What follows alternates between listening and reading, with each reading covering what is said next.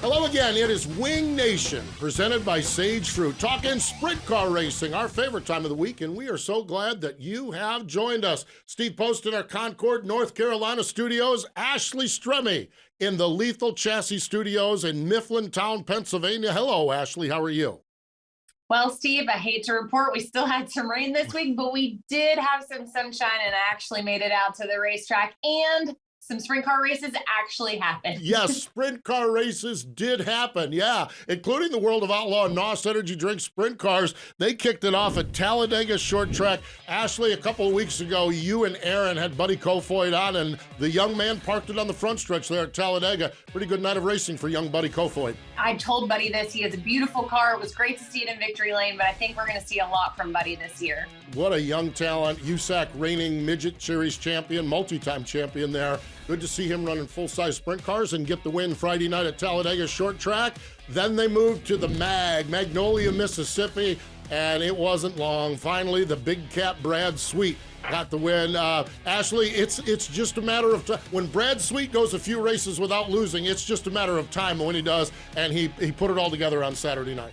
I feel like we're talking about Donnie Schatz all over again. You know, he hasn't won the first 5 races. Oh no, what are we going to do? Like, he's going to have a terrible season this year. Like, it's so funny how things happen. Everybody's like, oh, Brad's back. I'm like, did he leave? Yeah, right. It's interesting to see how fans react to things. Really, truly is. Brad Sweet picks up the win at Magnolia, Mississippi on Saturday night. Fingers crossed, more World of Outlaw and all of sprint car racing coming up. Now, one of the things we joke about a lot here on Wing Nation is Pete Walton's USCS Tour, 360 sprint car racing, okay? And they run all over the Southeast, and one thing about Pete Walton is he's not scared to get races in. Why am I talking about Pete Walton?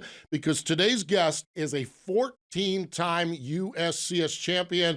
Ashley, 14 championships in the USCS, 4 in ASCS, 3 NCRA. That's almost like a Hall of Fame career for Terry Gray. I do believe he is Hall of Fame as of 2022. Really cool to see Terry Gray finally get inducted. Great guy. Can't wait to talk to him. It is going to be awesome, that's for sure. So that's what we're doing here on Wing Nation. Terry Gray joins us here on our Sage Fruit Hotline. Stay with us. We'll have Terry in just a moment. The Outlaws are headed back to the Pacific Northwest. Join us for 3 action-packed nights of racing August 31st, September 1st and 2nd at Skagit Speedway when the World of Outlaw NOS Energy Drink Sprint Cars return for the Sage Fruit Skagit Nationals. Kickoff for the Sage Fruit Skagit Nationals begins Wednesday, August 30th with a pre-race party, live band, Sage Fruit apple giveaways, and more. Then catch Donnie Schatz and the rest of the World of Outlaws as they take on Washington's best sprint car drivers Thursday, Friday, and Saturday nights. Details at SkagitSpeedway.com.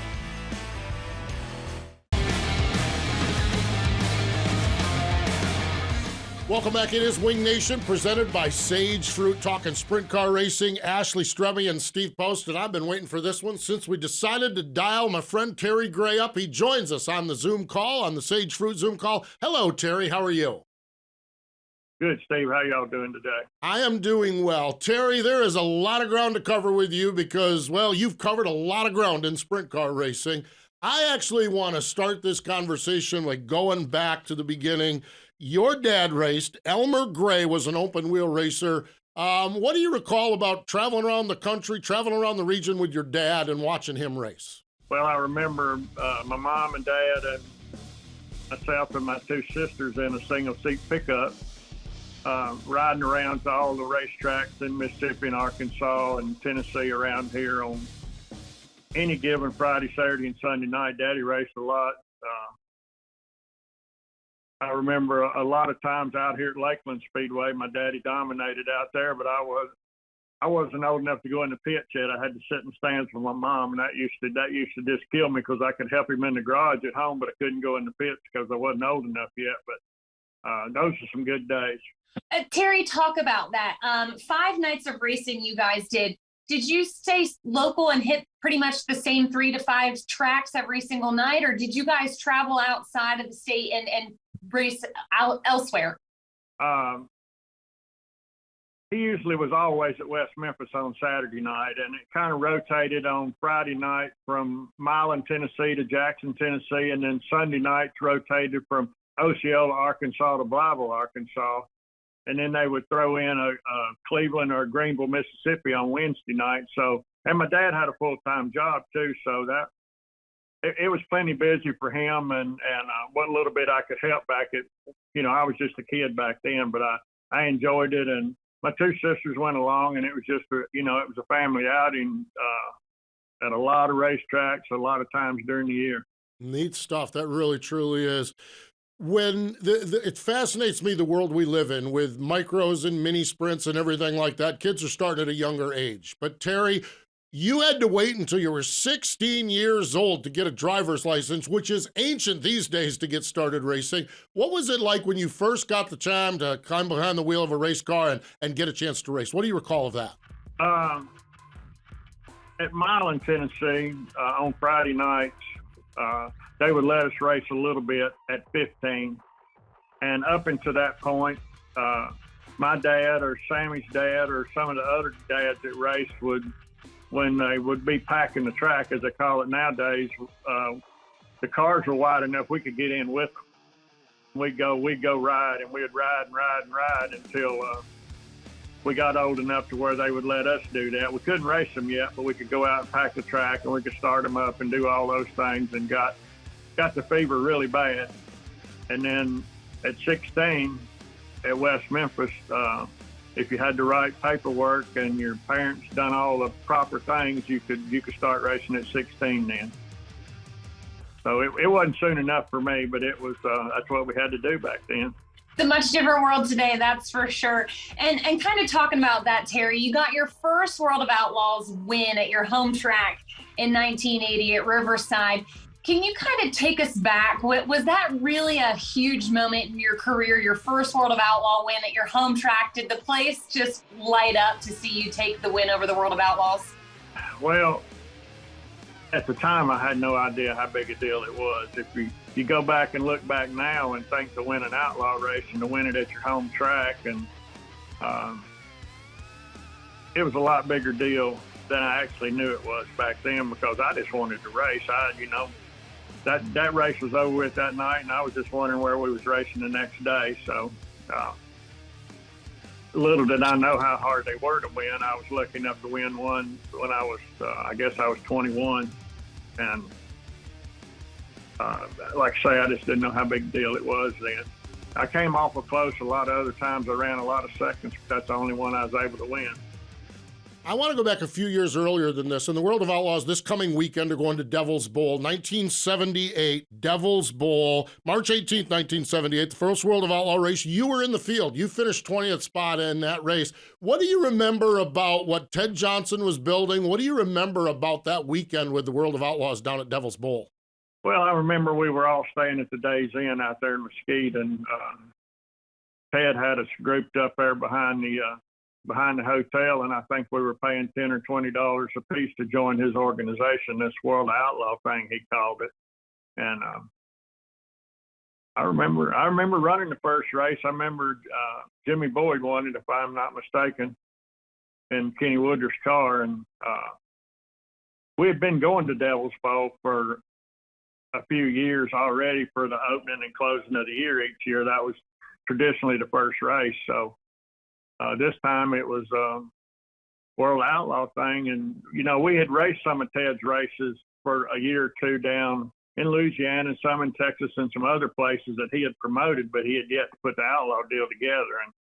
And I remember it just like it was yesterday, him gathering us up back there and telling us what he was getting ready to do, and he did it.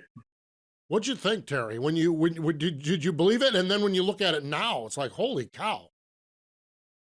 Well, I mean, back in the day, nobody had ever heard about, running for the kind of money he was talking about running for, and putting it together where we could run 50, 60, 70 or 80 times a year. That was, there was a lot of races back then, but there was a lot of $500 or $1,000 to win races. There wasn't races to run like he was talking about. And everybody was skeptical at first, but he stuck his neck out and he did it. He did what he said he was going to do. Man, oh man, amazing stuff. It really is. And wow, just so cool to see the history of it. Hey, we're going to step away. Stay with us, everyone. We've got more with Terry Gray in just a moment. The Outlaws are headed back to the Pacific Northwest. Join us for 3 action-packed nights of racing August 31st, September 1st and 2nd at Skagit Speedway when the World of Outlaw NOS Energy Drink Sprint Cars return for the Sage Fruit Skagit Nationals. Kickoff for the Sage Fruit Skagit Nationals begins Wednesday, August 30th with a pre-race party, live band, Sage Fruit apple giveaways, and more. Then catch Donnie Schatz and the rest of the World of Outlaws as they take on Washington's best sprint car drivers Thursday, Friday, and Saturday nights. Details at SkagitSpeedway.com.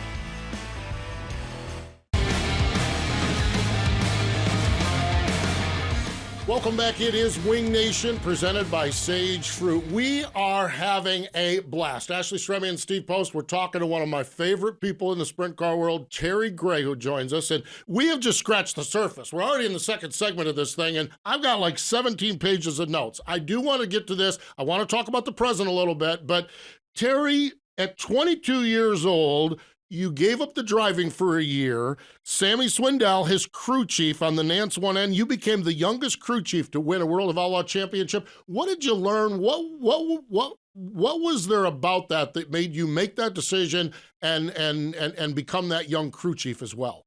Well, Sammy and Amy came to me in it was like May of '81, and they had lost their crew chief and actually wanted me to go out on the road to be a hand. And,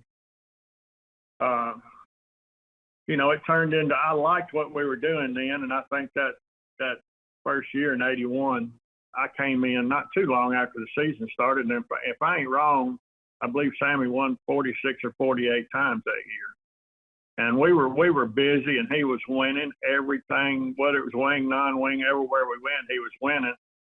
And they got to where they wanted to keep me. It was only supposed to be for a few weeks as a helper, and then it got to where Mr. Nance, that's who Sammy drove for and I worked for, offered me the job through the winter and through the next season, which was '82, and I went to about August of '82, and he was leading the championship again after we had won it in '81, and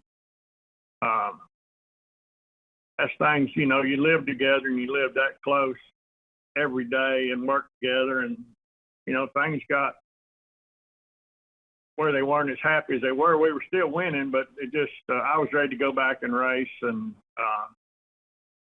so we got close to home there sometime in August of that second year, and I told him, I was ready to go back and race. So that's kind of how it ended. But as far as learning from him, didn't learn how to drive the cars, but I could learn how to prepare. And that winter we spent in Wichita preparing for the next year, I learned a lot of things that carried me all the way through to where I am now, as far as getting the cars prepared and preparing yourself for a 70 or 80 or 90 race season. And I learned a lot from him, and it's an experience that I wouldn't take anything for.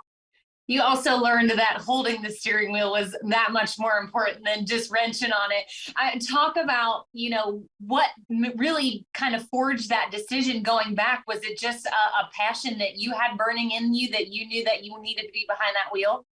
Yeah, actually, I never wanted to stop racing. I went with them at first. I think we might have actually been going to Pennsylvania when I first went with them, and they needed some help, and I agreed to go. And I enjoyed what I was doing because I like working on the cars, and it turned into more than it was supposed to be to start with. And I ended up going all the rest of '81 and most of '82, and I was ready to go back and race again. And I'm glad I made that decision also, because I wanted to be a race car driver. I didn't want to be a crew chief. Now, the point in my life now might be the time to be a crew chief, because, my age is pretty up there for a sprint car driver. But looking back on things, I wouldn't change any of that part of my career. I enjoyed all of that. I absolutely love it. Let's jump to this portion of your career, Terry, because you're still winning races. You're still out there running. You're a 14-time USCS champion, including last season. Okay, so you're still getting it done, that's for sure. You're also part of a two-car team with Morgan Turpin, who joins you on the road for a good percentage of the races. Kind of describe how racing is for you these days. Racing's good. We got about a 60 race schedule, and we ran East Bay, which is not on our schedule, and I'm going to run a small amount of ASCS races too while the USCS is off. So I could end up running 70 races again, which that's what I do. That's what I like to do. I enjoy getting back here during the week and preparing them to go to next week. And I like the hustle and bustle of the middle of the season when you're having to bust your butt to get ready to go again. I enjoy that. That's what I've always done. And this last 2 weeks sitting here is about to kill me. No doubt about it. Spoken like a true racer. Terry, you are the class of 2022 National Sprint Car Hall of Fame. I was reading an article and it said that you probably raced at every dirt track and some asphalt tracks in the country. Is there a racetrack that you have yet to make laps at that you would love to go race at? There's not many that I hadn't been to. There's some outlaw tracks now that I hadn't raced at. I got to race at most all of them. I got to race at all the big tracks: Eldora, Knoxville, Syracuse, the mile at Indy, all of the Ascot, Skagit, Baylands, all the California tracks, most everywhere in between. So I got to race most everything I wanted to do. But hell, I still enjoy what we're doing. I mean, I'm looking forward to this week like it was 20 years ago. I can't wait to get over and get started Friday. Yeah, Friday night Travelers Rest in South Carolina. Cherokee Speedway, the place your mama warned you about on Saturday night.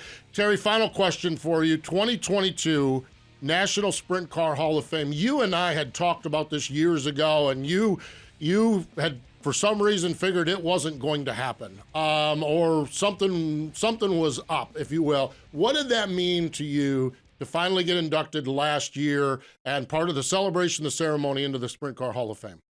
I tell you, it was, I remember when I got the call from Mr. Baker that I was being inducted, and it was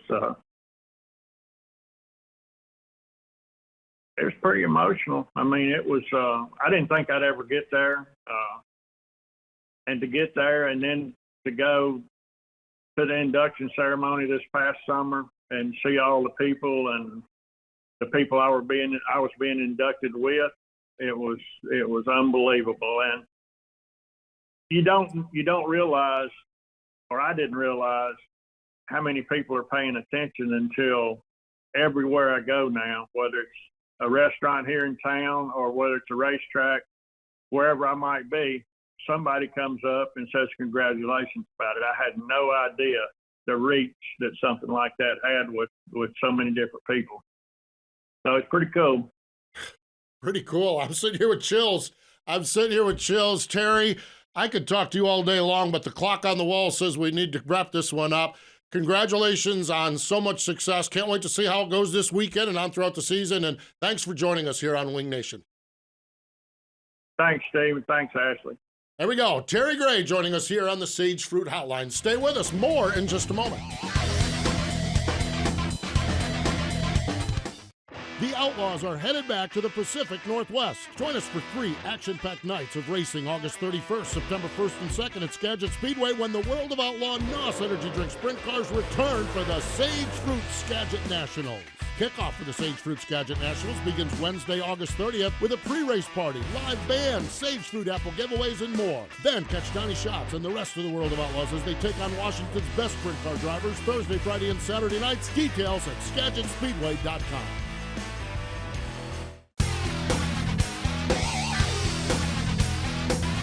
Welcome back. It is Wing Nation, presented by Sage Fruit. Ashley Stremme and Steve Post. And Ashley, Terry Gray. First off, he shows up in a J&J Racing, which is Eden, Tennessee, or McKenzie, Tennessee, chassis builder that he races. And just talking sprint car racing doesn't get any better than talking with Terry Gray. It's true. And Steve, if If you can't understand what being a National Sprint Car Hall of Fame member means, you just listen to Terry Gray's answer, because it means the world to these guys. Yeah, he about broke up, and in turn, you and I about broke up too. It's like, love chatting with Terry Gray and USCS Racing, that's for sure. USCS Racing does a lot in the Southeast. Ashley, I got a chance to go. Carolina Sprint Tour season opener, Harris Speedway in Rutherfordton, North Carolina. Steve Cerniak was the winner. We've talked about this before we did a show actually down at McLean's down in Indian Trail. You know, we talk a lot about 410s, a little about 360s, and a very little about 305. But man, there's some great racers in the 305 tour across the country. And it's really cool what they do. The IMCA Race Saver Sprint Cars, they're starting all across the country. It's really started to kick off everywhere. It's really a big group that's just getting the ball rolling, but it's going to grow into something. Yeah, really, truly is neat what they do. So if there's 305 racing in your area, get out and support it. So, Ashley,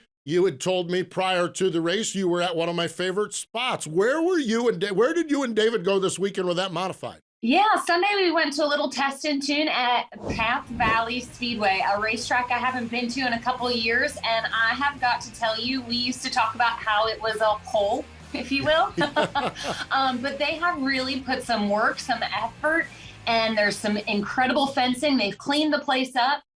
What Pennsylvania tracks are doing here is just making everybody step up the game. And I'd love to say that Path Valley is now a part of that. They still have a little bit to do, but the improvements have been incredible. One of the greatest races I ever called in my life. And ironically, it's two guys who are no longer with us, Brian Clausen and Greg Hodnett, a Pennsylvania Speed Week show, a Party at the Path Fred Raymer show.